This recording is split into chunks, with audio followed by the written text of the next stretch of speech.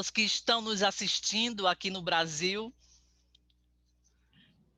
E boa noite aos que estão nos assistindo na França. Ótimo poder contar com a presença de quem já chegou por aqui e também com quem vem chegando com o passar do tempo. Sejam todos bem-vindos ao 4º dia do Seminário Internacional Teatro e Mito, da Bienal Internacional de Teatro do Ceará.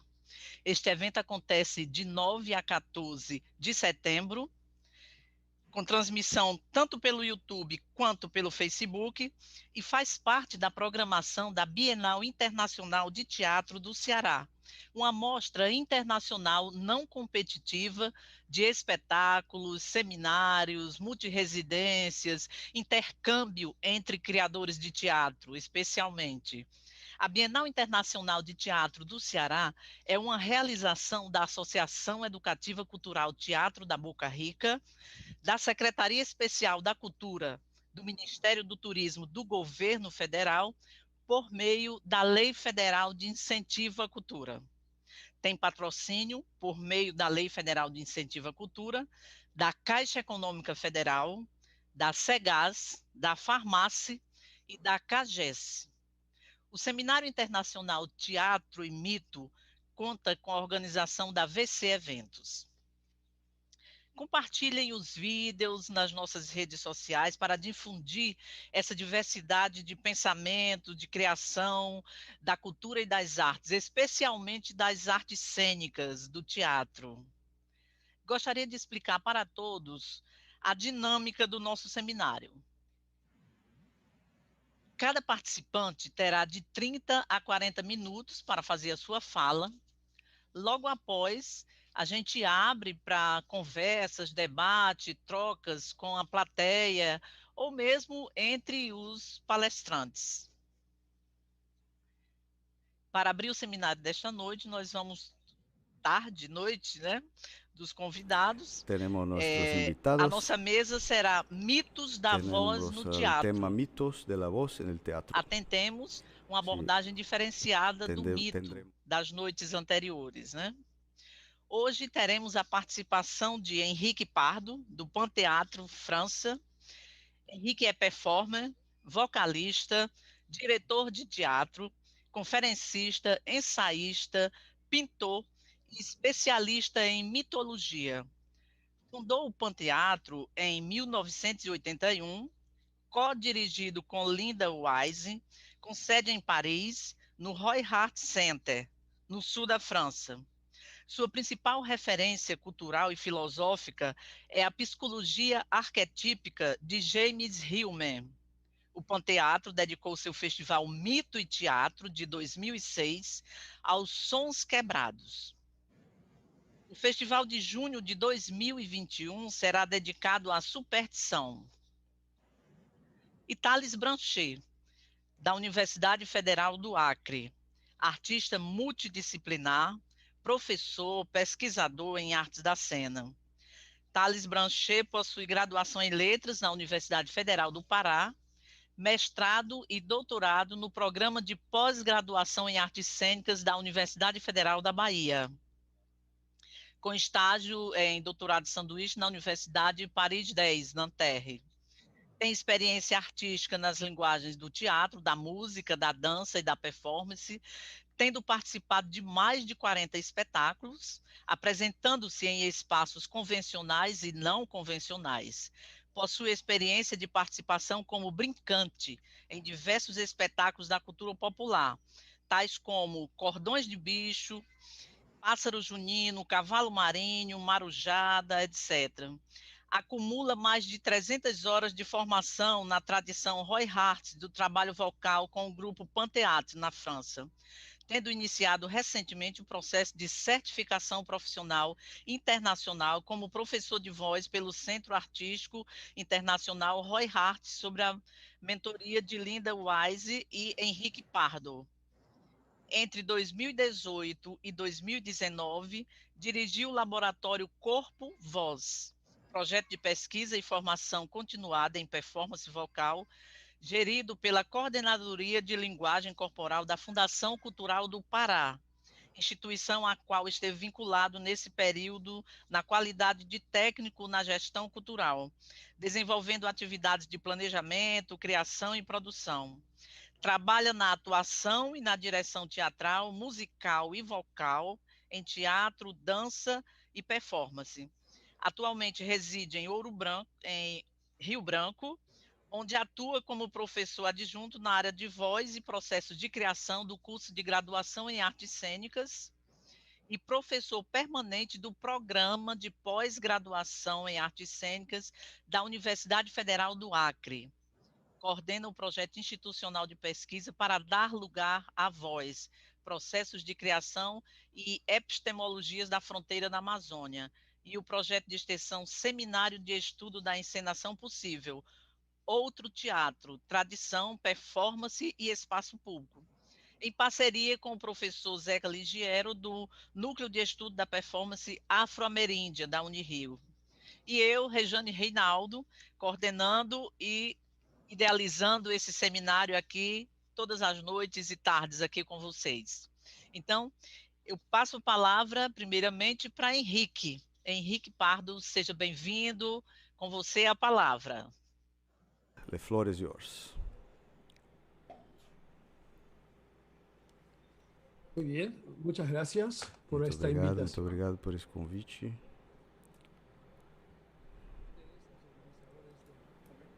A todos. Se da la casualidad Bom, não é por acaso que la Bienal está dedicada essa Bienal foi dedicada. Eu fundei em Eu comecei em 1985 1985, festival que se llama Mito y Teatro. que se chama Mito e Teatro. Entonces, me pareció una excelente coincidencia. Me parece uma coincidência incrível, não é? Voy a empezar con unas cuantas palabras en relación. Bom, e tem muitas. Eu vou falar algumas palavras aqui em relação ao que são as referências principais, as minhas, de trabalho e do festival. Bom, eu vou mostrar para vocês primeiramente um pequeno vídeo performático. É uma forma de prelúdio, porque é uma oração praticamente. E é um vídeo que eu fiz que se chama Pânico. O nome dele é Pânico. Assombro. Vamos ver esse vídeo. Meu comentário sobre o coronavírus. Esse é o meu comentário sobre coronavírus. E como Deus Pan. Como eu consulto ao Deus Pan. Porque minha companhia se chama assim, Pan. A minha companhia de teatro chama-se justamente Pan Teatro. E conosco a Pan desde uns 40, 50 anos. Eu já conheço o Pan, já tenho uns 50 anos. Vamos ver se podemos poner o vídeo. Podemos colocar o vídeo? Yeah, it's going. Do it again.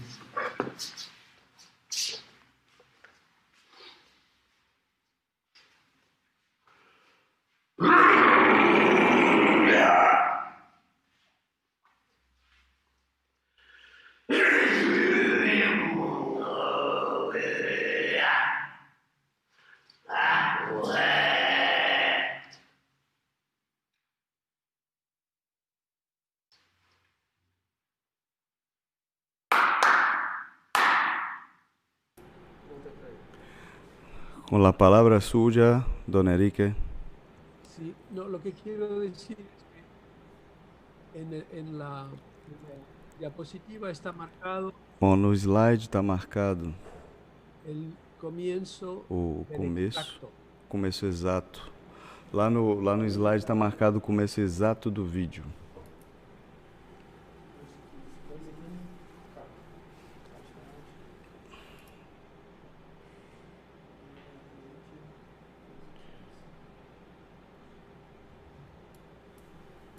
El vídeo es demasiado largo. Yeah, it's going.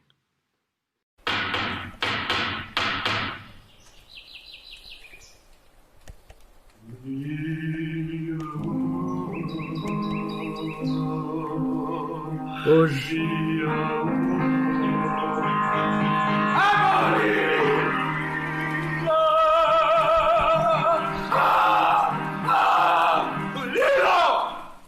Hoje é tempo de voltar a chamar-vos. Chamar-vos. Chaman-vos.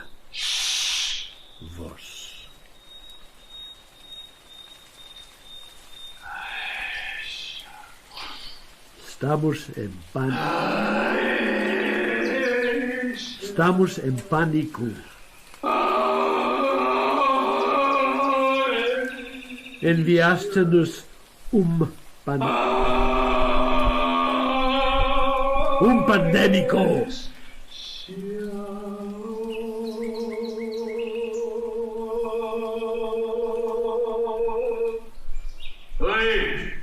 Nós sabemos que é devido a nosso desrespeito pela animalidade e pelo teu mundo.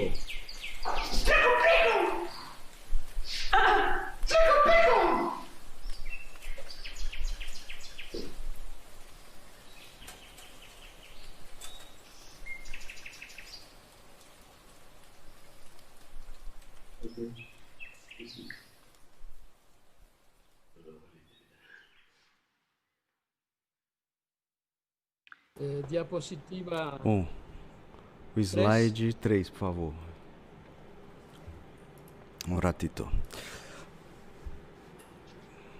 Este es el. Bom, essa aqui é logo, imagen. É, bom, tipo uma. Tengo muito eco, ¿eh? Tem muito eco. Ok. Sí, no puedo. Entonces, siguiente diapositiva. A próxima, por favor.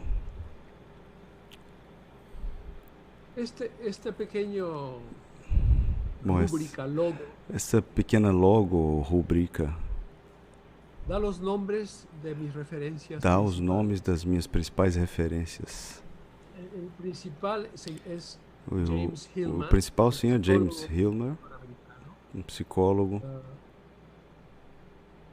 E especialista em mitologia. E também especialista em mitologia.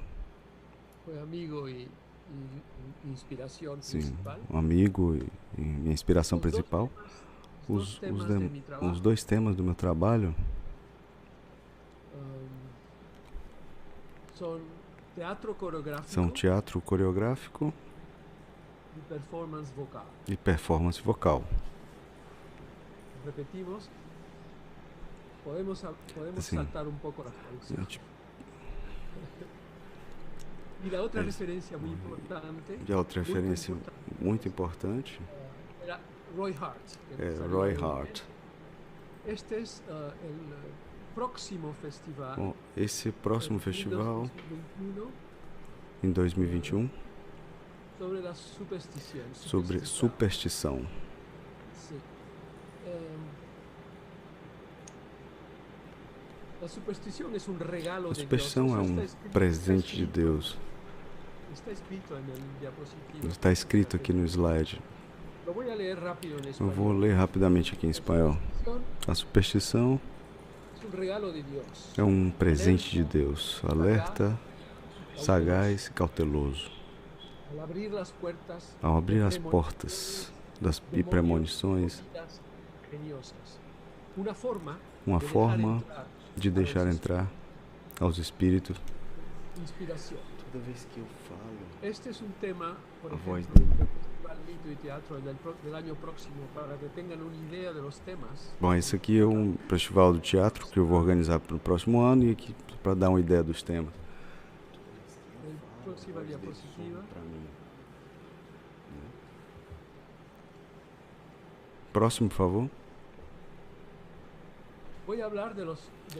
Bom, esses são os temas dos mitos. Especificamente, foi um ciclo de quatro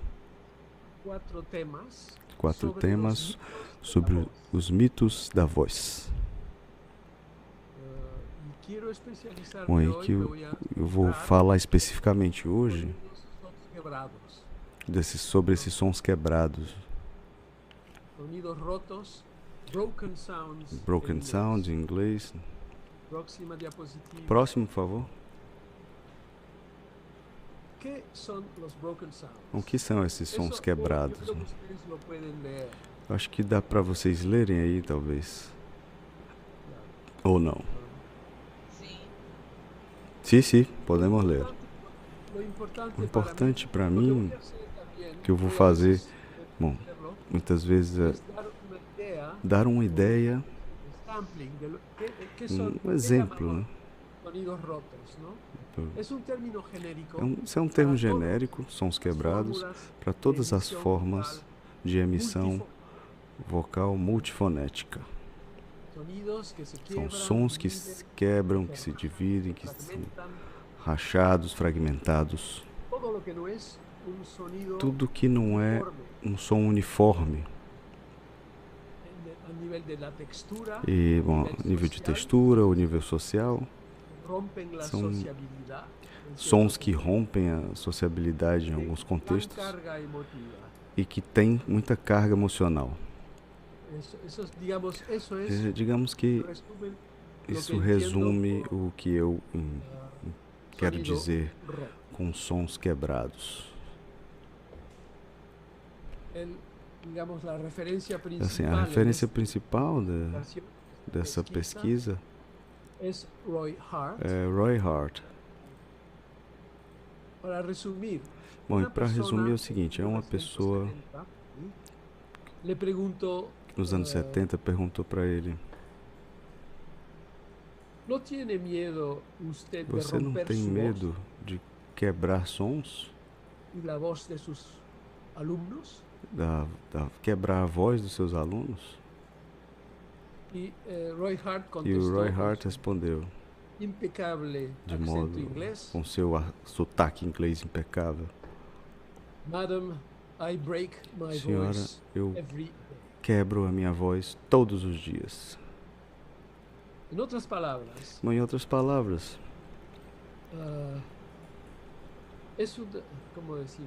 como é que eu posso dizer? Eu desafio a recompor-me todos os dias. Essa é a palavra principal. Pessoa, ou persona, como a gente sabe, persona, o som. O som personaliza, quer dizer, é a máscara, ou seja, pelo qual o som perpassa. E esse vínculo entre a voz e a personalidade, isso é o que interessava muito ao Roy Hart. E esse era, digamos assim, o combustível da sua pesquisa. Bom, permitam-me dizer algo sobre esse filósofo espanhol que fez alguma coisa parecida, mas assim, ao mesmo tempo muito diferente. E já faz uns 10 ou 12 anos que ele já está tomando testosterona para experimentar, digamos, a gama e os cambios da natureza. Eu escuto normal, quando eu começo a falar, a voz dele some. Está bem? Oye? Outra diapositiva. Outro slide, por favor. Este é um quadro del Tiziano. Esse é um quadro do Tiziano que se chama El Esfolamiento de Márcias, que se chama despellejar, não? De sacar de la piel. Chama do despedaçamento de quitarle la piel a alguien vivo, piel viva, ¿no? Entonces es el mito que quiero comentar hoy es la figura de Márcia. Então, o que eu queria comentar era a figura de Márcia. Este quadro de Tiziano vertical, com a cabeça abaixo. Esse quadro Tiziano vertical, está com a cabeça para baixo é Márcia, e à esquerda a gente tem Apolo tocando viola, alguma coisa assim. Três personagens se ocupam de quitarle a pele. Tem 3 personagens aí que estão esfolando a pele dessa figura de cabeça para baixo. No lado direito a gente tem Midas, o rei Midas. Falarei dele dentro de um momento. Eu vou falar dele no momento oportuno. Próximo slide, por favor. Esta imagem essa imagem aqui representa a deusa Atena tocando o aulo. Tocando uma espécie de oboé, uma espécie de oboé duplo. E o que a gente não consegue ver muito bem aqui é Atena fazendo isso com a bochecha, né? Porque para tocar esse instrumento tem que insuflar realmente a boca. E esse é um momento muito importante. E esse é um momento importante porque, digamos, Atena inventa toda classe de coisas. Atena inventou muitas coisas, né? As riendas de los caballos. As rendas dos cavalos, por exemplo. Isto é como outro objeto de seu artesanato. Isso é como um outro objeto da sua prática de artesanato. E o mito diz que quando lista, quando ficou pronta, ela convidou as outras deusas e mostrou essa invenção e começou a tocar. E claro, o que tinha que fazer o que ela tinha que fazer, ela tinha que deformar o seu rosto, né? Insuflar as bochechas, assim. E a primeira reação das outras deusas foi de espanto, né? De reírse, não reírse. Aliás, de rir, né? De gargalhadas. E isto, digamos, impactou tanto. E isso impactou tanto a Atena, quer dizer, deu tanta vergonha social, gerou tanta dor, que ela jogou pela janela que ela tinha acabado de inventar, um instrumento que ela tinha acabado de inventar. Para alguém que trabalha em performance vocal, isso é fundamental. Isso para alguém que trabalha com performance vocal é fundamental. Esta deusa lhe deu vergüenza. Ela ficou com vergonha do seu corpo musical. E este é o núcleo. E esse é o núcleo. É o núcleo da voz. Porque Márcia passava por Márcias estava no jardim, onde caiu a flauta. Ela a recolheu e começou a tocar de novo. Próximo slide, por favor. Aqui tem uma figura de Márcia à esquerda. Aqui tem uma figura de Márcia, quer dizer, à esquerda. Sátiro. Tocando o aulo, não sei se... Tocando o aulo. E ao frente está o deus Dionísio. Em frente dele temos Dionísio. Aqui não há problema. Dionísio, de meu ponto de vista... Aqui não tem problema, porque, Dionísio, do meu ponto de vista... E comparte, digamos, a musicalidade própria. Compartilha da musicalidade de Sátiro. Próximo, por favor.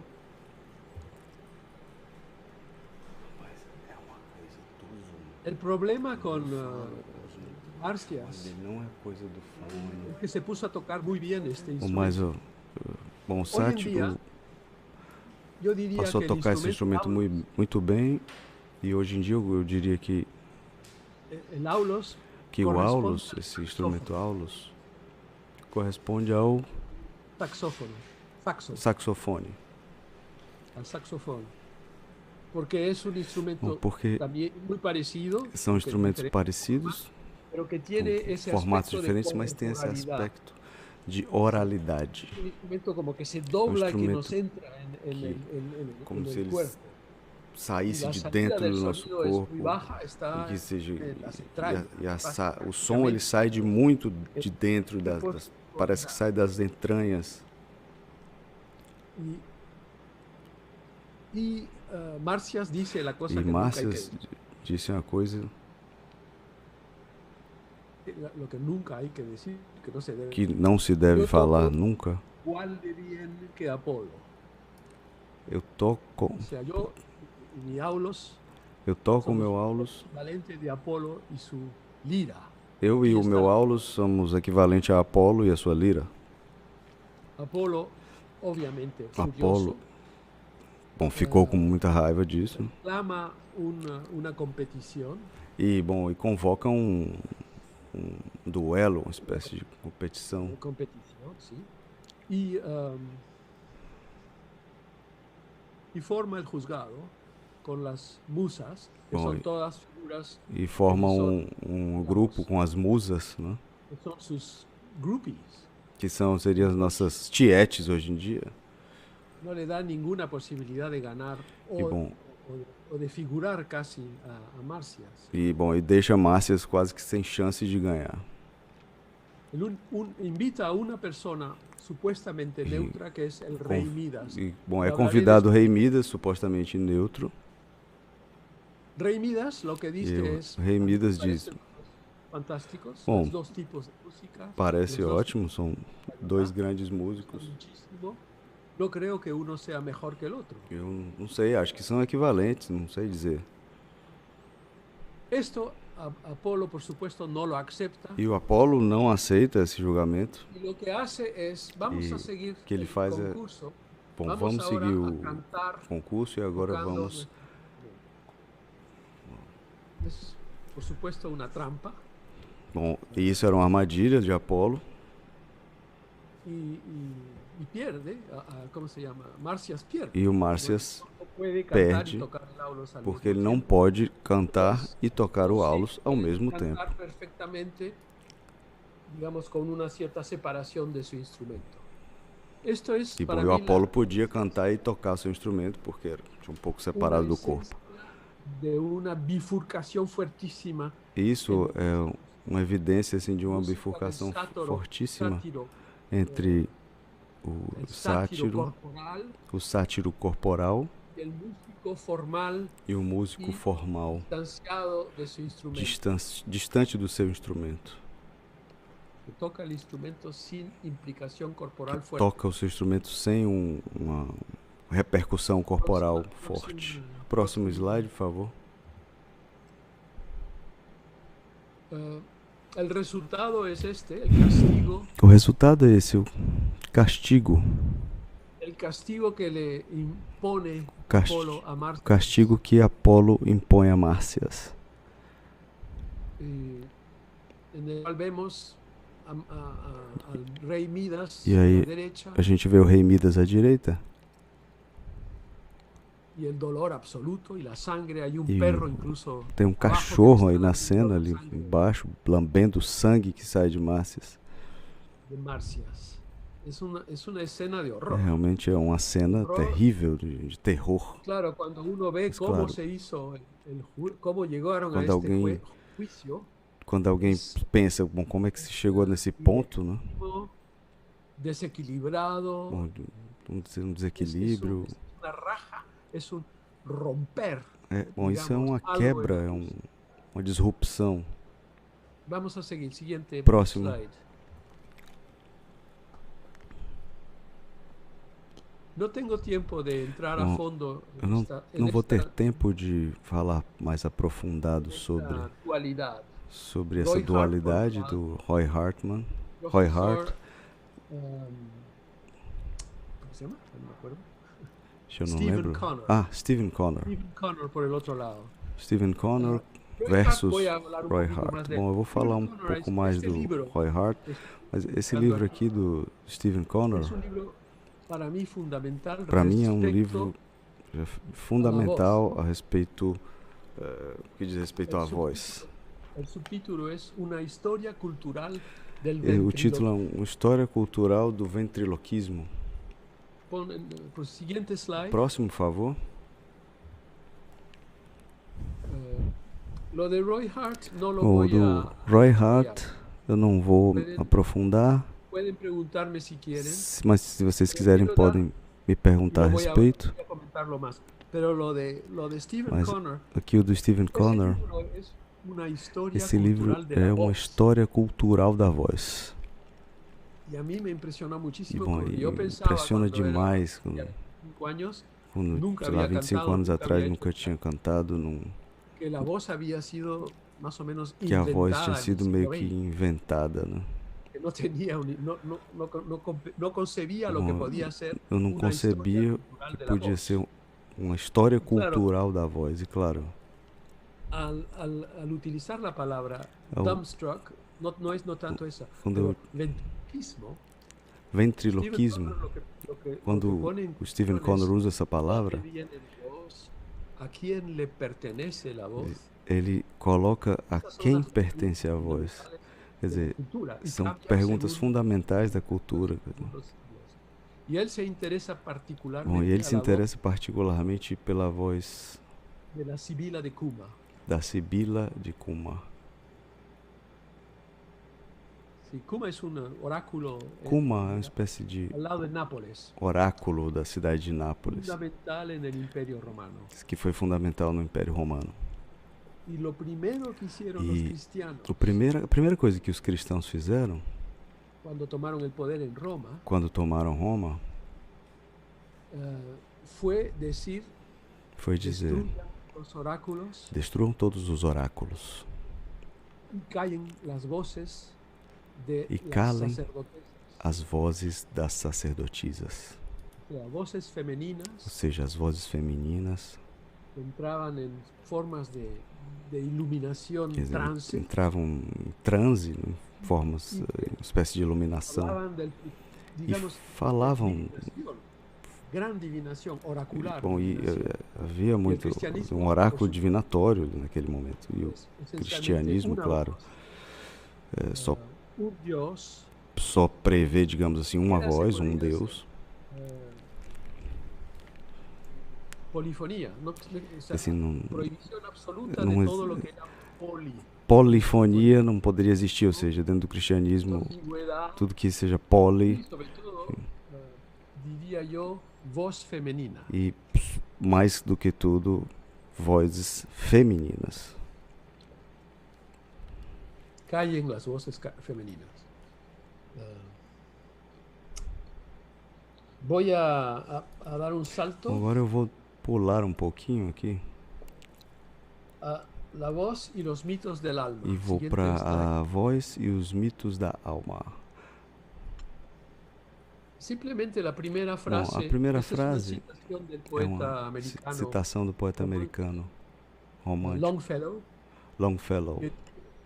eh, Basicamente dice. Bom, basicamente ele diz: oh, que maravilha é a voz humana. De hecho, es el órgano del alma. Bom, é o órgão da alma, de fato. Roy Hart tomó esa O citación, Roy Hart pegou essa citação cambió órgano por e músculo. mudou órgão, trocou para a Ou seja, palavra músculo. La voz es el Bom, músculo ou seja, del a alma. voz é o músculo Puede da alma. trabajar, Você pode puede trabalhá-lo, você pode puedes conquistar alma a través de conquistar la voz. a alma através da sua voz. No voy a saltar la cuestión de soul, de dónde viene Eu la vou palabra passar essa soul, questão de onde vem a qué palavra relación soul tiene psique e y con sua relação com suas relações ânimo, etimológicas, né, com alma.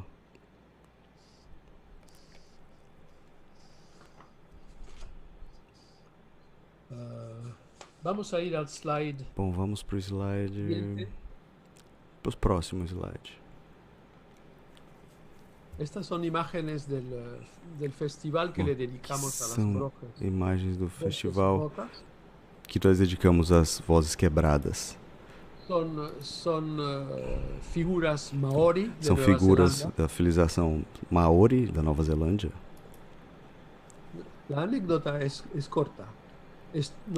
Yo estaba en un gran Bom, congreso Eu estava num grande congresso, vou contar uma historinha para vocês. Na Nova Zelândia, o pessoal convida para a casa de um maori. Ou seja, a casa principal, como se fosse a igreja dos maori, né? Uma casa ancestral. E, bom, ela está cheia dessas figuras. Figuras de 2 metros e meio, feitas em madeira, entalhadas.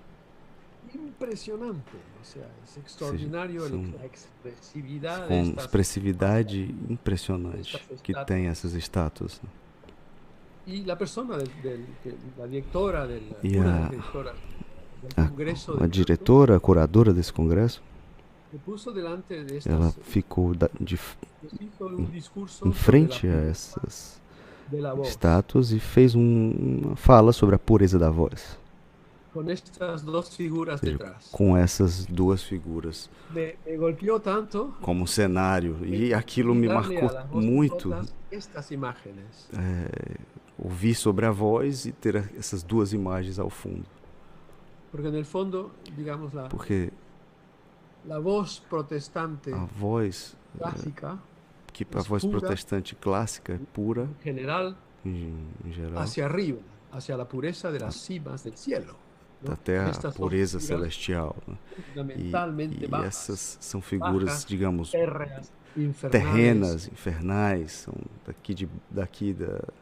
mundanas mesmo.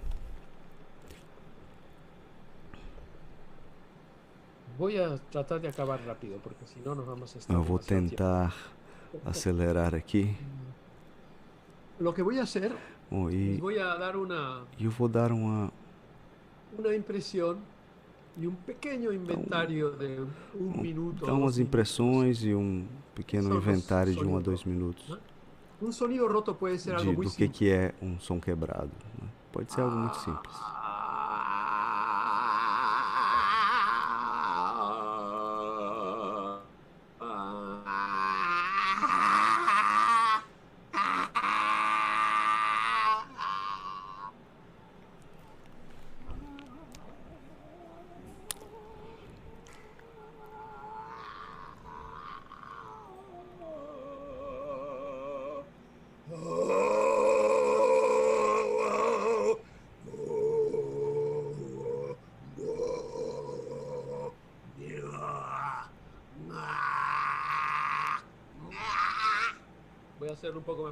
Bom, fazer um pouco mais forte.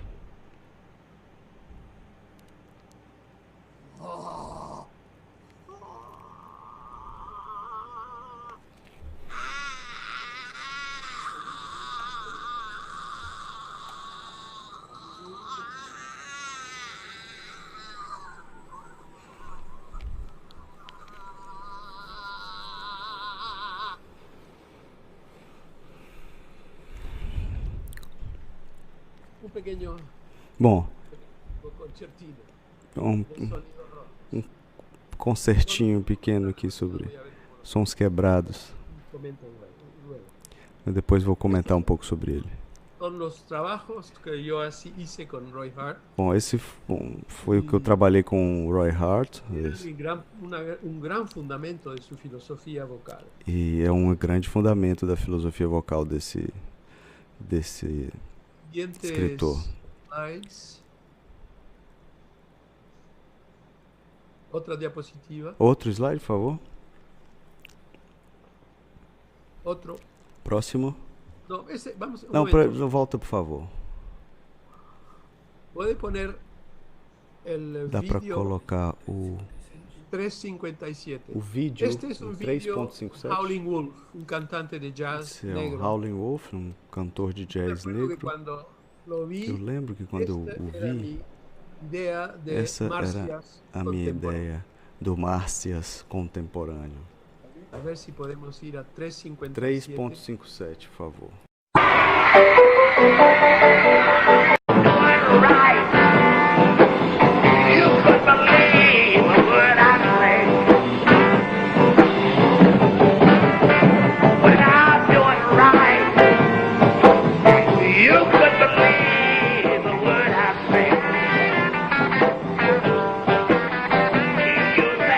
Bring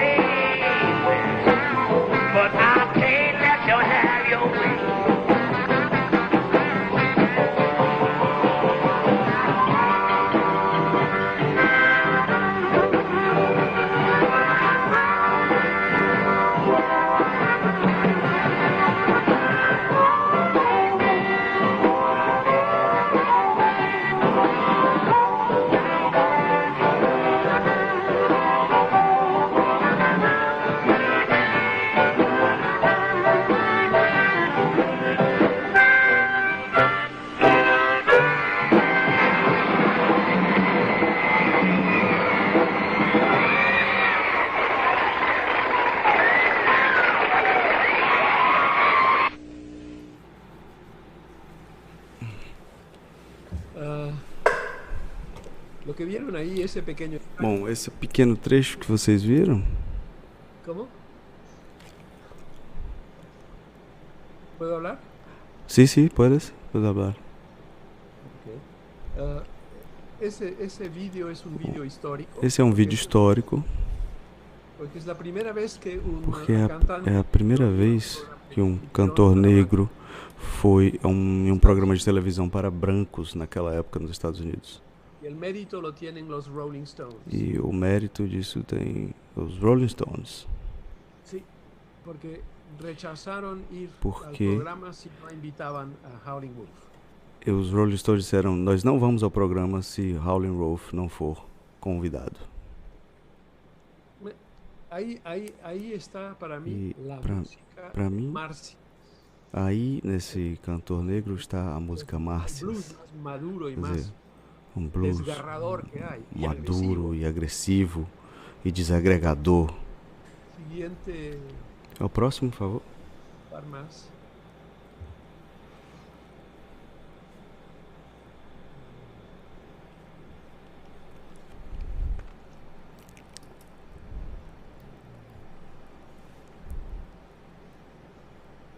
Sim, estas são, digamos.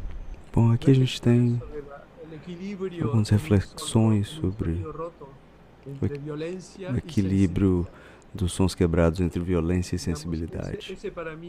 Bom, para mim, esse é o fundo artístico que tem a aplicação artística dos sons quebrados.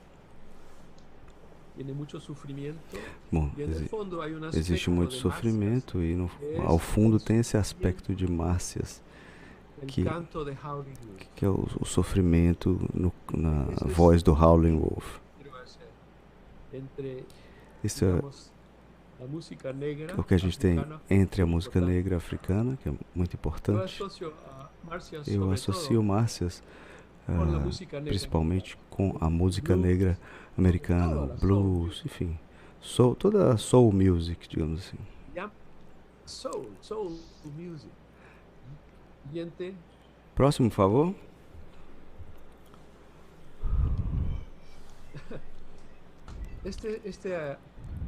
Este bailarín é brasileiro. Esse bailarino é brasileiro. É um dos bailarinos que eu mais gostei recentemente. Volmir Cordeiro. O nome dele é Volmir Cordeiro. Vai ser muito famoso. Ele vai fazer muito sucesso. E o que eu gosto nele é o desafio. A maneira pela qual ele desafia a beleza e o conservadorismo da dança contemporânea. Tenho uma cita que acabo de ver dele. Eu acabei de ver aqui um material dele que diz: sinto uma coragem feroz para expor os nossos corpos nas suas múltiplas e perturbadoras criações. Aí temos outro personagem aqui, que por mim viene por el mito outro personagem que vem através do mito de Márcias. Vamos a acabar. Bom, vamos finalizar. Próximo. Isto eu tenho que explicar um pouquinho. Esse aqui eu tenho que explicar um pouco mais detalhadamente.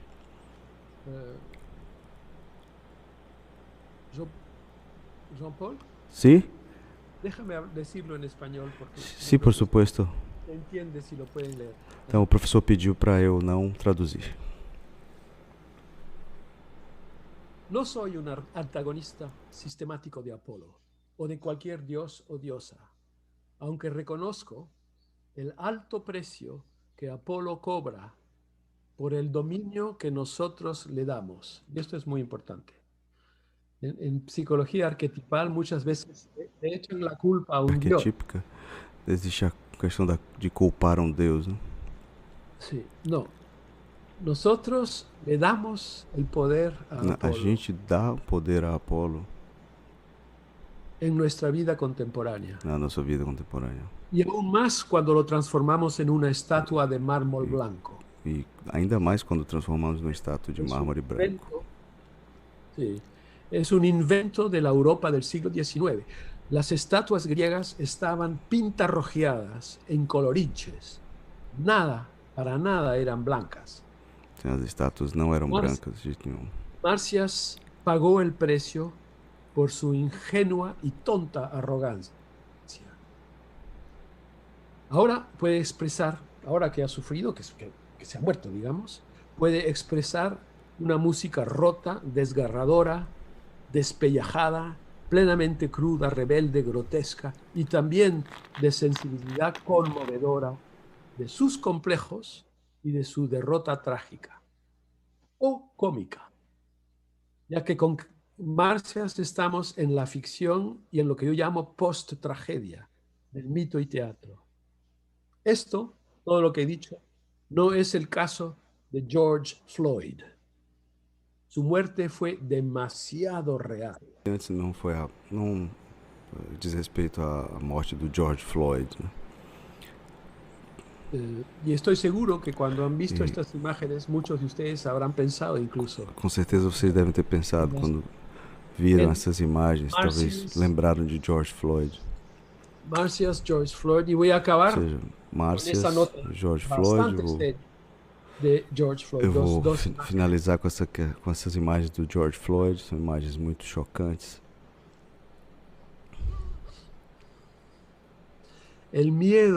O medo que los blancos le tienen a una figura os brancos têm Marcias, de uma figura Marcias, fuerte como esta, uma figura Marcias forte, a expressão dos seus olhos, boca. E vemos a última imagem, que agora a última, por favor. Que es esta, donde vemos la cabeza de George Floyd bajo la rodilla del policía. Cabeça de George Floyd sob o joelho do policial. Não posso respirar, não consigo respirar. E morreu. Lo pensé mucho si podía hacer el puente con Marcias. Eu pensei muito se daria para fazer um paralelo com Marcias. Y no pude impedirme hacerlo. Y me parece quizás lo más importante. Me parece que o mais importante nisso é chegar à conclusão. El mito en sus irrupciones contemporáneas. Do mito, a conclusão do mito e suas consequências, ocorrências contemporâneas. Muchas gracias. Me paro aí. Gracias. Muito obrigado. Vou ficar por aqui. Ok, muito obrigada, Henrique. E uma mensagem para você aqui direto de Colômbia, para Henrique. Um abraço de Daniela Botero, direto de Colômbia. Ok. Então agora vamos passar a palavra para o Thales Branchet. Thales, a palavra é sua. Obrigado. Estão me ouvindo bem? Sim, sim. Eu estou escutando aqui a tradução em espanhol. Queria saber se a técnica podia tirar para mim. Será que é possível?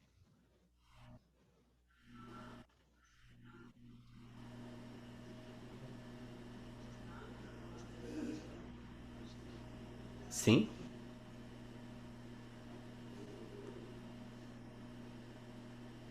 Então eu vou. Tá no primeiro, nesse segundo canal aqui, meu volume. Eu vou baixar um pouquinho aqui. É baixo, fica sem. Só um retorninho bem leve, né? Para saber onde tá. Tá. Tá bom, eu vou começando aqui. Boa tarde a todos. Queria agradecer muitíssimo, começar por aí, a Rejane, Reinaldo, que fez esse contato, né? Mas também a Vanessa, a Flávia, que são as pessoas da produção com que a gente conversou. Realmente é uma grande honra estar participando desse evento tão bonito, com uma programação tão forte, com pessoas incríveis, né? Colegas, professores também. Então, para mim, tem um sentido realmente de muita alegria, assim, para estar participando desse evento. Queria começar por aí. E agradecer também a oportunidade de poder estar nesse momento conversando aqui com o Henrique, né? É, E como é difícil falar depois do Henrique, eu sinto assim. Queria também partir desse lugar de dizer assim que é a primeira vez que, apesar da gente estar aqui nessa situação pandêmica, né, cada um no seu lugar muito distante, mas é a primeira vez que eu estou compartilhando um espaço de conversa com o Henrique dessa forma. Compartilhamos muito a sala de trabalho, os laboratórios, né? Mas aqui é um momento diferente, muito novo para mim. E eu queria começar por aí, também me colocando nesse lugar de estar bastante feliz e emocionado, mas com vontade de saudar esse mestre, esse meu mais velho, né? Como a gente faz no santo, a gente saúda o mais novo, mas saúda os mais velhos, né? Saúdo aqueles que vieram antes da gente, saudando também aqueles que já não estão. E no final dessa fala do Henrique, eu fiquei com vontade um pouco também de saudar os nossos mortos, né? Porque ainda que George Floyd, ele tá longe da gente, ele tá muito perto, né? Essa é uma história que tá muito perto e toca profundamente, sobretudo, a gente que habita a colônia. Então eu sinto que gostaria de estender essa saudação ao meu mais velho, a esse grande mestre da voz para mim nesse momento que é Henrique, mas também saudando os nossos mortos. Queria começar daí. E aproveito para saudar também esse mais velho que eu não conheci, que foi o Roy Hart, que eu conheci somente pelas histórias que Henrique e Linda contam no contexto do Panteatro. Esse grupo, né, fundado e co-dirigido pelo Henrique e pela Linda, como ele falou, a gente escuta bastante o nome de Roy Hart e de fato eu vejo as fotografias, né, mas Roy Hart não deixou muitos textos, não tem muitos registros assim da presença dele e acaba que a gente conhece muito por isso que chega, né, na oralidade. Então eu trago aqui uma frase que eu escutei muitas vezes nos laboratórios e nos seminários do Panteatro, que é Find your place and then you find your voice, em inglês. Foi a primeira vez que eu escutei em inglês, aí depois eu escutei em francês também. Place-toi et tu trouveras ta voix. Traduzindo isso pro português, a gente tem essa coisa de encontre o seu lugar e você vai encontrar a sua voz. Me parece muito importante que esse fundamento seja trazido na oralidade, com essa história, né, dessa forma. E me parece que aqui tem quase assim um princípio também epistemológico de organização do pensamento e que eu tomo também como um princípio mitopoético para eu me organizar nesse momento e me colocar nessa fala, né? Então me coloco aqui como esse aprendiz de um lado, né?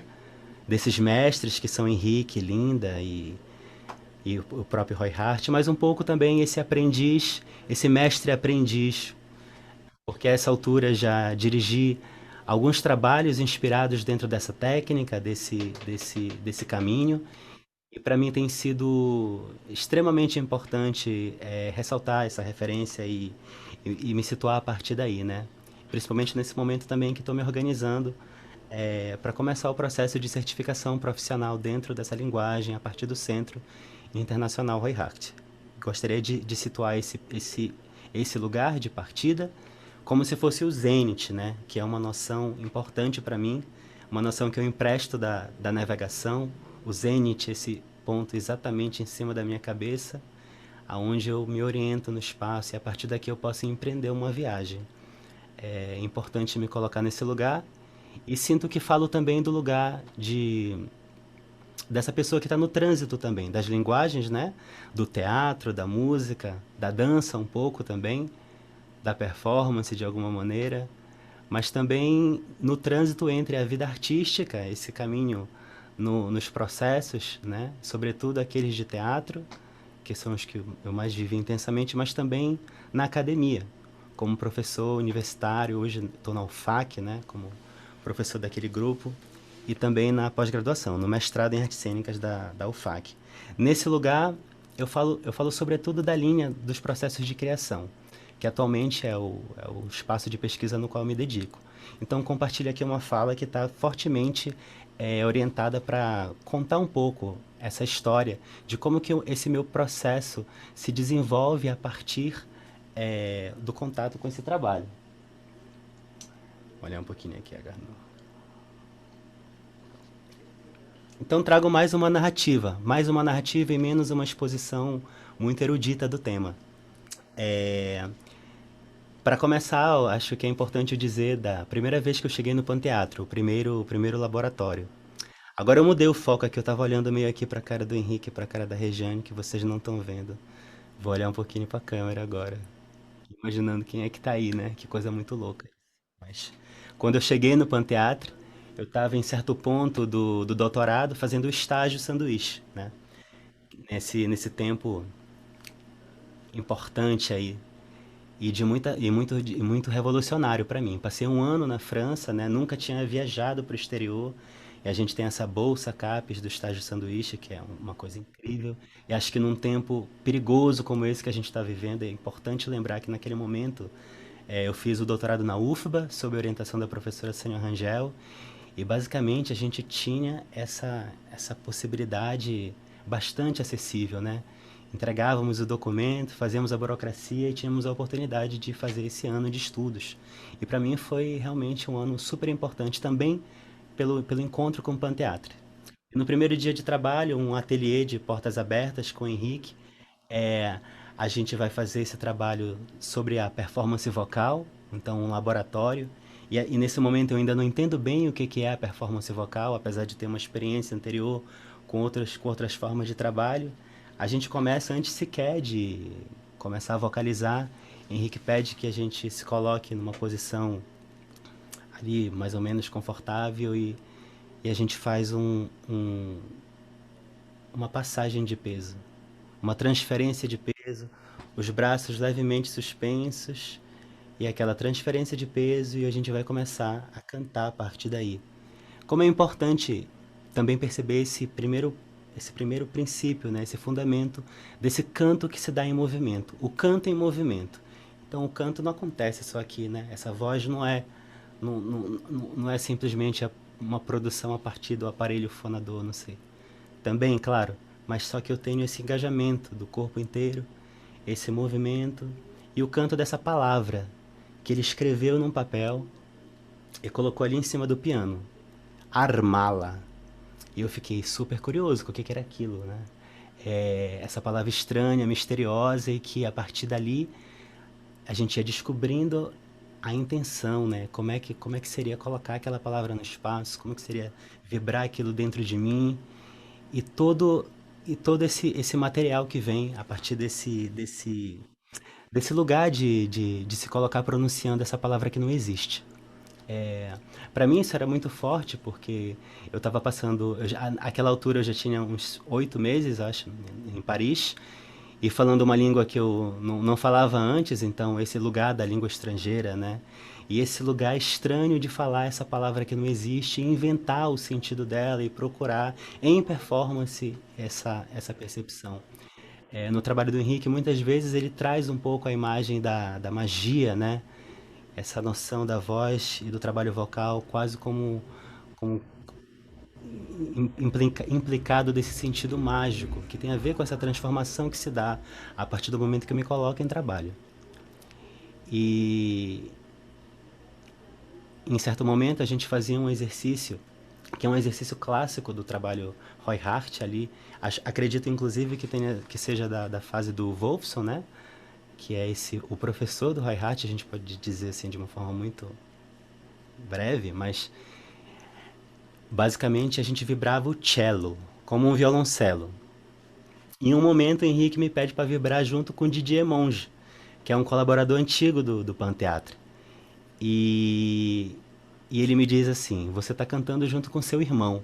E ele é o seu irmão. E aquela pequena indicação me conectou, acho que pela primeira vez, com uma pessoa da França, um francês, de uma forma que aquilo nunca tinha acontecido de fato. E ali eu estava cantando junto com aquele outro, né, que era o meu irmão, né, e um irmão mais velho. E eu tenho um irmão mais novo, né, que é um grande parceiro de trabalho de vida. Agora ele que está operando esse som aqui. Eu não tenho ideia do que está acontecendo, só estou escutando a mim mesmo. Confio completamente meu trabalho ali, né, nele. E como foi importante acessar esse lugar de afeto. Então, para mim, nesse primeiro momento, sinto que é importante dizer assim, de que forma que esse trabalho de voz do qual nós estamos falando aqui, ele supera o paradigma, né? O grande tema dessa mesa, desse encontro, são os mitos da voz no teatro. A gente está falando de um trabalho de voz que serve absolutamente a gente de teatro, a quem canta, encena, enfim. Mas é verdade também que essas fronteiras da linguagem artística são... A gente praticamente não fala sobre elas, né? E o que o Henrique traz como proposição, principalmente dentro dessa noção do teatro coreográfico, é uma grande síntese aí entre o movimento, né, o texto, esse lugar de dança, os personagens, a interpretação, mas a cena, o espaço, a imagem e, sobretudo, esse acesso ao simbólico, né, esse impacto afetivo que se dá quando eu mergulho no material simbólico que vem do processo de laboratório. Para mim isso foi muito importante porque até então já fazia um tempo que eu não acessava o trabalho de voz a partir de uma perspectiva tão em que o material subjetivo é importante, o estado, né, esse olhar para si, nesse sentido. E aqui é importante dizer que na pesquisa do doutorado, nesse momento, eu pesquisava a seresta a partir da região do sudoeste do estado do Pará, principalmente entre os municípios de Itaituba e Santarém. A seresta é uma forma, para mim, é uma forma de agremiação, né? É uma forma de festa, então é uma forma de se encontrar para fazer música e para fazer um tipo de repertório. Esse é o sentido da seresta, nesse lugar onde eu pesquisei, que é o lugar de onde vem toda a minha família, né? O meu informante fundamental, principal, era o meu pai. Então, todo o meu trabalho de campo foi conduzido nesse lugar, né? Com extrema proximidade afetiva dessas pessoas que faziam parte do processo de pesquisa. Mas a seresta, além de tudo, é também um tipo de gênero musical, a gente poderia dizer, né? Popularmente é reconhecido como um gênero. E o trabalho no doutorado, naquele momento, ele já estava assim, já tinha feito várias viagens a campo, já tinha bastante material, já estava escrevendo. E para mim era interessante compreender como é que eu cantava isso, como é que eu cantava esse trabalho. E além disso, algo aconteceu que eu não esperava dentro da pesquisa, que foi o trabalho de composição. Nunca tinha me visto como um compositor exatamente, mas durante o processo do doutorado eu compus bastante. Em 4 anos, mais de 150 canções, né? O que não significa que são todas boas, mas eu compus muito, mexeu bastante comigo. Eu estava imerso nesse imaginário. Então, acho isso importante para dizer de que forma que o meu primeiro contato com o laboratório, com o Henrique Pardo e com esse trabalho Roy Hart, e sobretudo com os sons quebrados, como que isso cria num primeiro momento um grande choque, né? Porque eu vinha dos cantares, os cantares de amor, né? Eu vinha da seresta e estava vibrando dentro daquela perspectiva. E de repente entro nesse universo de investigação em que o impacto é grande, né? Então, acho que eu quero fazer agora, assim, acredito que a gente está falando assim para um público majoritariamente brasileiro, imagino, mas acho que para a gente entender esse choque, esse contato, é importante pensar que eu venho desse lugar, desse canto, desses cantares de amor e dessa voz, que se a gente for pensar até do ponto de vista mitológico, ela está muito mais associada a um Orfeu, né? A um mito de Orfeu, Orfeu com a sua lira, né? Filho de Apolo, né? Filho de Calíope, a musa da bela voz. Então, tem esse lugar, né? Nesse canto, nesse universo seresteiro. E, de alguma maneira, isso era uma força naquele ponto, mas também me trouxe questões e problemas para entrar no trabalho com o Panteatro. Nesse ponto, eu vou pedir para a gente ver o primeiro vídeo, antes de colocar, apenas contextualizar que esse é um fragmento, né, é um registro de ensaio, então não está numa qualidade excelente, super boa, então, vamos dar esse desconto. E ali, Henrique me dá uma frase, né? Eu acho, inclusive, que era uma frase criada naquele momento. A gente tinha poucas pessoas no laboratório e tem um elemento aqui dentro desse trabalho prático de contato que essa perspicácia, né, da direção de encontrar a palavra que provoca o performer. Então, nesse ponto, Henrique me deu essa frase, que era: "Eu não sou um monumento amazônico", né? Eu não sou um monumento amazônico. E isso tinha muito a ver com uma atitude que muitas vezes eu me colocava no laboratório, que é essa coisa potente, seresteira, talvez, frontal, né? Heróica e etc. E Henrique foi muito importante para me quebrar muitas vezes junto com a voz. Então vamos ver esse vídeo. Pode colocar o vídeo 1, por favor.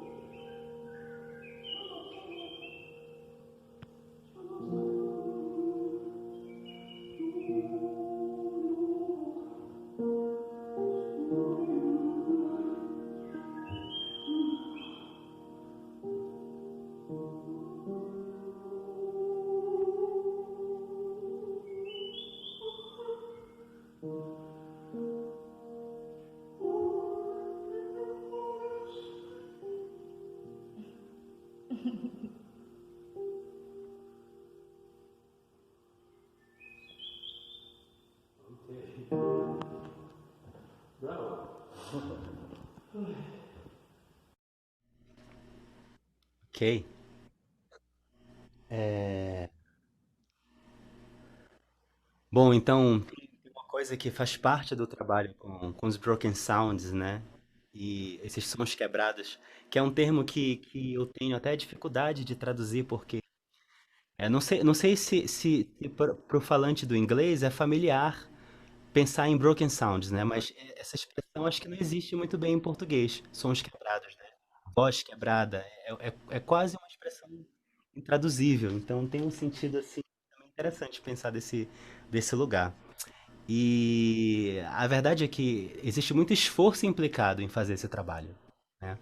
É um trabalho de grande impacto e que é de uma exigência enorme, né? É uma exigência física no momento, mas uma exigência também emocional, de alguma maneira, né? E quando Henrique falava de Atena, que ficou chateada porque as outras deusas riram dela quando ela estava utilizando o instrumento. Nossa, eu pensei bastante nisso, né? Acho que todo mundo passa num momento por isso, essa necessidade de superar esse lugar do ridículo, na verdade, e encontrar esses outros espaços. E aqui eu lembro uma outra frase, uma outra citação do Art, que sempre muito trazida por Henrique, que é You are what you can voice. Em francês, tu es ce que tu peux chanter. E para traduzir para o português é difícil porque a gente não tem o verbo to voice, ou então não funciona muito bem. É, você é aquilo que você pode vocalizar, traduzindo do francês, você é aquilo que você pode cantar. Então, aquilo que você produz como voz, aquilo é o que você é.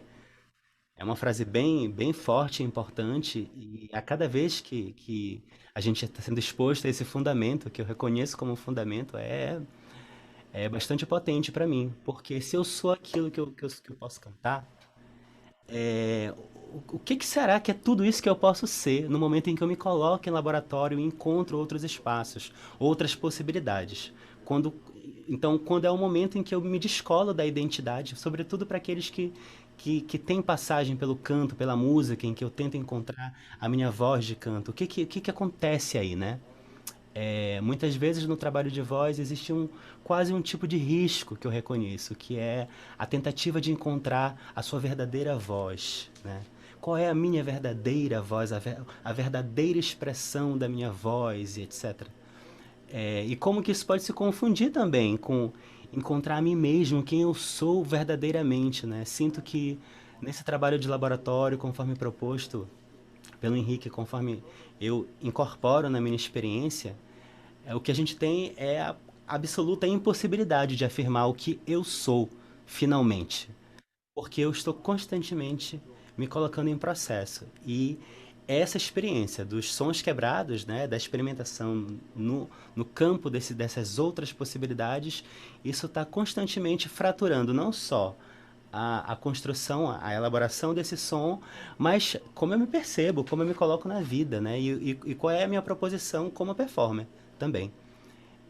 Então, se eu sou aquilo que eu posso cantar, eu posso ser muita coisa, né? E de verdade, é, eu passei a compreender esse processo como um verdadeiro processo de autodesconhecimento, né? Sinto que se desconhecer é importante, se estranhar, né? Se escutar e quase perceber que é a voz de um outro, essa voz que produz. Porque no fundo a minha consciência é tão limitada e identificada com uma imagem fechada de mim mesmo, às vezes, se surpreende quando eu sigo a voz, né? E a gente tem mesmo um exercício importante, né? Que eu acessei esse exercício sobretudo com Linda Wise, que é essa viagem, né? E essa tentativa de simplesmente seguir a voz. Eu começo com um som e eu sigo esse som. Eu deixo o som se transformar. Eu deixo o som me encaminhar e me levar para muitos lugares. E esse sentido de outros lugares, sempre outros lugares, né? Mas lugares perigosos também, lugares difíceis. É necessária verdadeiramente um tipo de disposição para aprofundar e entrar nesses lugares. E sinto que, do ponto de vista mitológico, até pensando no movimento muito constante da mitologia grega, né? Existem muitos heróis que descem ao submundo, descem aos infernos. E esse inferno não é o inferno da mítica judaico-cristã, né? Que tem o paraíso, o inferno, o bem e o mal. Esse inferno é para onde todos vão, né? Não tem ligação com alguma coisa negativa exatamente. É o destino de morte, digamos. E essa descida, a catábase, né? Como alguns autores vão colocar, ela tem um sentido quase que iniciatório. É um tipo de rito.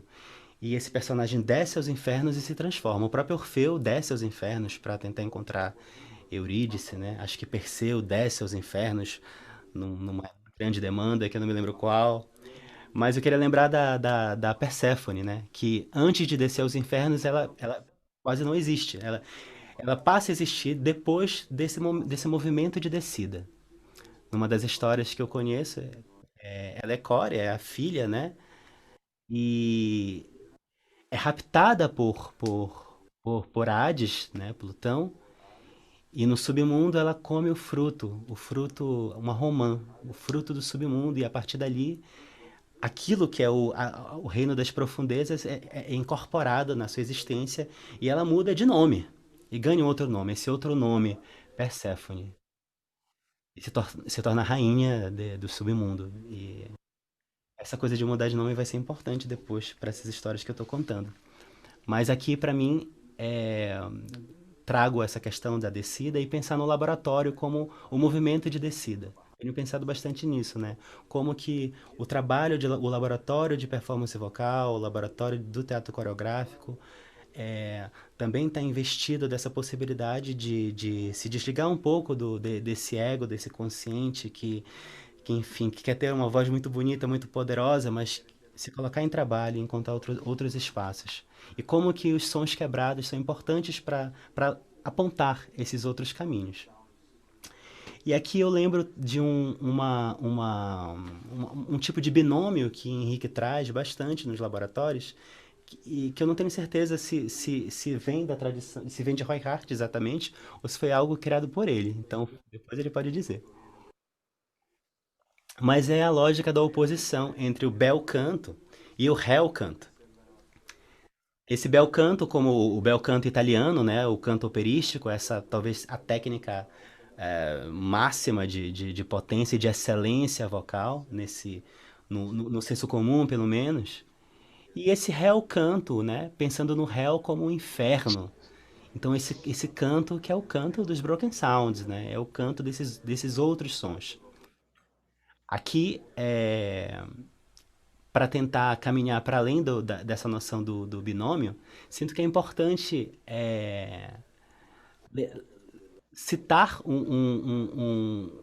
uma teoria em composição ainda, e que eu não posso dizer assim com toda a segurança, mas é pensar que esse réu canto, esse canto dos infernos, né, para além desse lugar que apenas faz a oposição com o belo canto, como pode ser interessante pensar nessa abertura para verdadeiramente um outro canto, uma outra voz. E aqui eu empresto esse conceito de alteridade, essa noção de alteridade, que é uma noção que pode ser extremamente perigosa, dependendo de como a gente vai utilizar. Mas eu empresto ela, assim, inspirado bastante no que o professor Zeca Ligiero tem pensado sobre o outro teatro, né? Nesse momento, na UFAC, a gente está em parceria com o professor Zeca, no seminário do Teatro da Encenação Possível. Então, até aproveito para fazer um pouco a propaganda, né? Todas as quartas-feiras, no canal da Unirio, a gente tem uma conversa maravilhosa sobre esse outro teatro, que basicamente é o teatro que não é o teatro ortodoxo, conforme chama o Richard Schechner, né? E dentro desse outro teatro, a gente pode pensar nos teatros da cultura popular, o teatro popular, né? As formas que vêm da festa, mas também os rituais, religiosos, performances processionais, o carnaval, enfim, tem muita coisa para investigar aí. E nessa perspectiva, eu queria trazer um pequeno fragmento do que pode, dentro dessa analogia, pontuar o que seria esse outro canto. Na Amazônia, a gente tem, entre as religiões afro-brasileiras, o tambor de Mina, Tem muitas formas de se expressar, eu não sou um especialista no campo, mas sou um afro-religioso, né? Porém, um abian, então, inclusive, aproveito para saudar minha casa, a Teuci, saudar a minha mãe de santo, mãe Rita, saudar a dona mãe Yacira, que é a chefe da casa.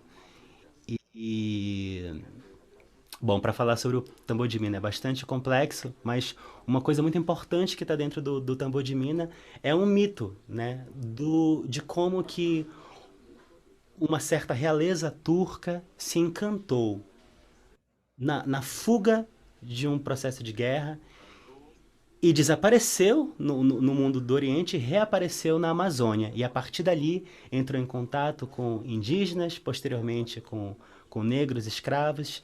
E nesse encontro da realeza turca com os indígenas, com negros escravos, enfim, nesse encontro se dá a criação dessa outra possibilidade. Vamos ver esse vídeo que a gente vai ter um pouco o Pai Tayandô falando um pouquinho disso e depois um pouquinho desse canto. Por favor, passar o vídeo. No lado da Turquia, a primeira que teve esse privilégio foi a cabocla Erundina, já se manifestando como cabocla porque foi morar no reino do Juncal. E em seguida, Dona Jarina e, por último, a turca Mariana, que não deixou a sua personalidade turca, mas que teve uma grande liderança no tambor de mina, se tornando uma das mais queridas deste ritual. Ai, seu navio está no porto, gente, sem temer a maresia. Ai, que chegou a bela turca, filha do rei da Turquia.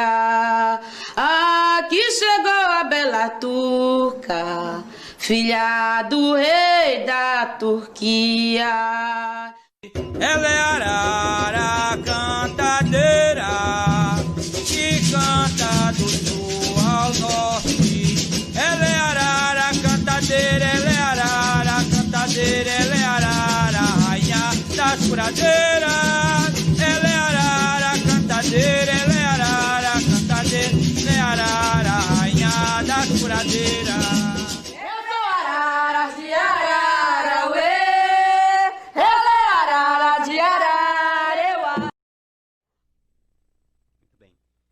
Esse é um fragmento do documentário A Descoberta da Amazônia pelos Turcos Encantados, com direção do Luiz Arnaldo Campos. É um filme de 2005 e ele está todo no YouTube. A Descoberta da Amazônia pelos Turcos Encantados. É muito bom. E aqui a gente tem um pouco essa imagem, né? Desse outro canto, a partir dessa voz, desse grande encontro curioso entre essa realeza turca, né? Esse povo do Oriente, com indígena e com negro. E para entender melhor, acho que é bom ver o documentário e, por uma questão de tempo, eu queria encerrar agora, encaminhar minha fala, compartilhando uma canção. Uma canção que, de alguma maneira, ela vem de um sonho, mas ela vem também das expansões que esse trabalho traz, né? Nesse meu caminho de me reconhecer como compositor, eu sou um músico popular, então eu componho samba, valsa, samba canção, shot, baião, né? Dentro do gênero da música brasileira, que isso é muito claro, é muito rico, mas também é um código. E depois desses laboratórios, senti que para seguir a minha voz e seguir o caminho onde você estava me apontando, era preciso encontrar outras formas. Então eu vou fazer aqui um pouquinho desse ponto onde está o meu processo de pesquisa e de estado, e de criação, e de lugar artístico. Para encerrar.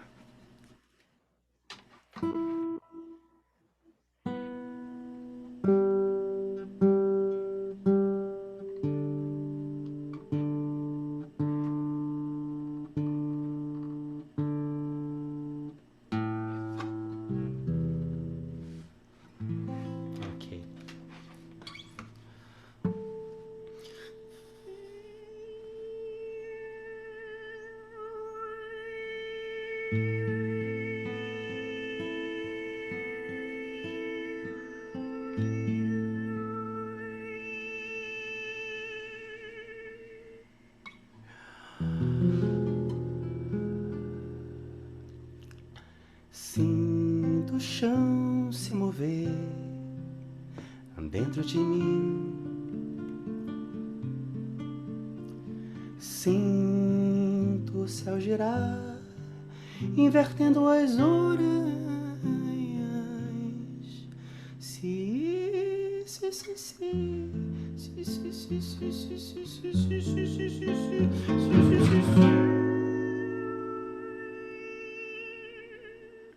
Uma cigarra abandonou a velha armadura.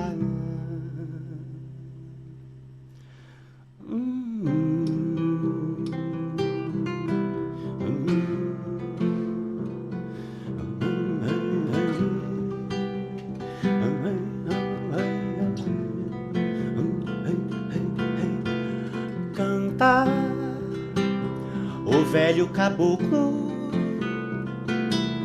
que a cigarra é o nobre guerreiro que abandonou a guerra de seu pai em nome do amor.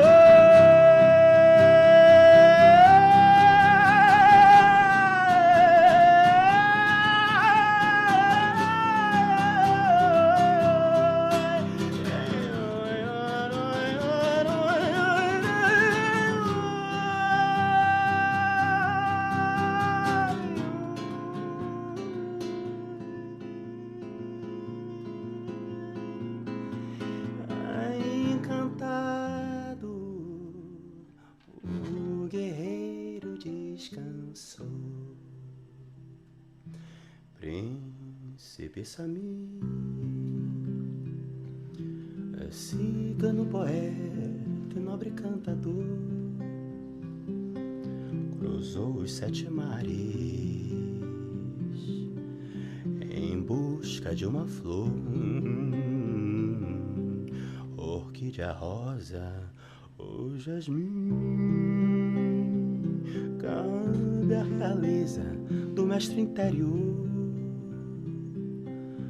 a escolha da coroa que melhor lhe diz do seu amor. À beira da cacimba eu vi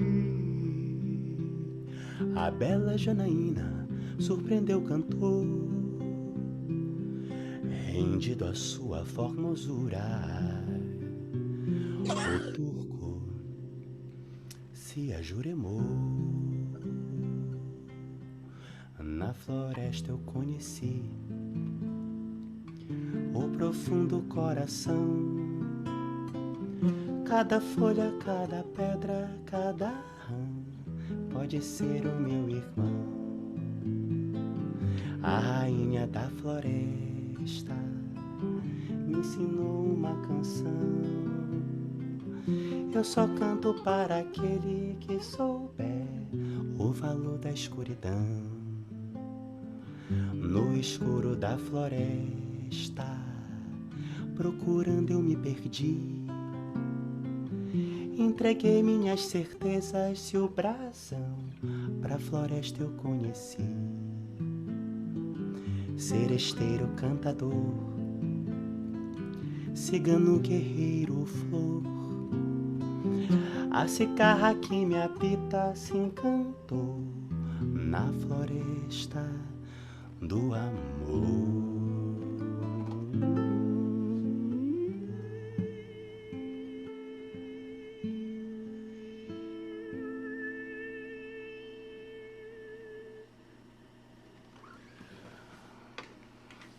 Obrigado.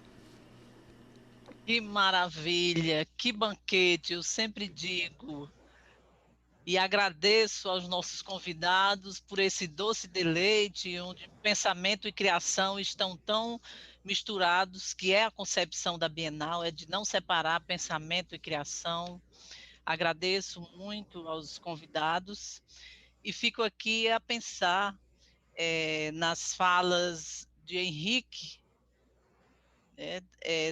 nessa sonoridade que vem da alma, gutural, né? Eu penso do rock metal, dos gritos, né? da alma que vem, aos aboios de Pedro Boca Rica, ou a voz agatarrada dos reisados do Ceará, ou mesmo das nossas moiras, né? Das nossas tecelãs, dos fios da morte e da vida, que são as carpideiras, que até hoje ainda existem no Ceará, né? Com as suas excelências, cantando junto aos mortos. Então, são ou no canto do Paulo Abel do Nascimento, fazendo esse contraponto, né?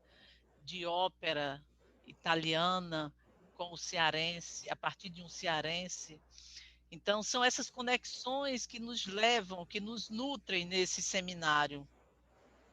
Ao mesmo tempo, quando penso em Thales Branchet, né, tão próximos que estivemos em Nanterre, ou com Sônia Rangel, na UFBA, quando ele traz esse canto amazônico que está na memória do corpo dele, e ao mesmo tempo nos levando para os grandes pensadores da sonoridade da voz no corpo, como Artaud, como Grotowski.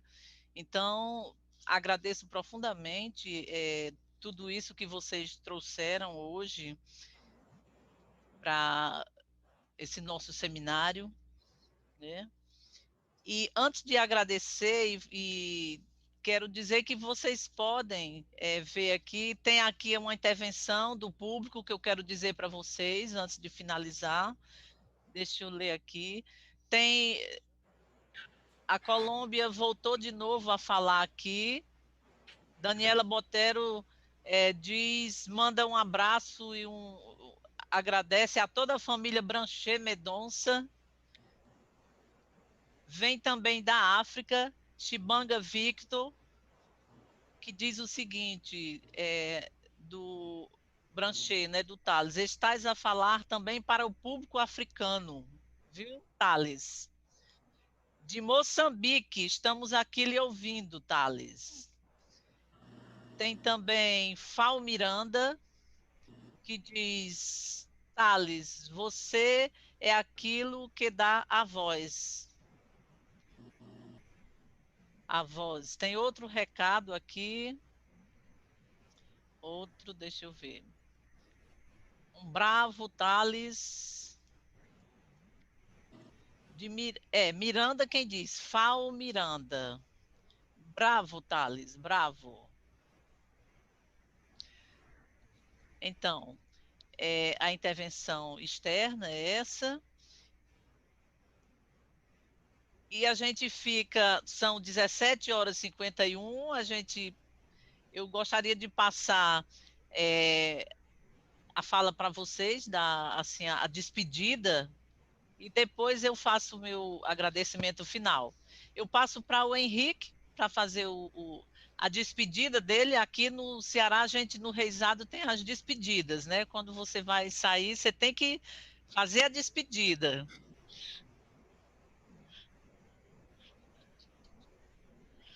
Então, Henrique, por favor.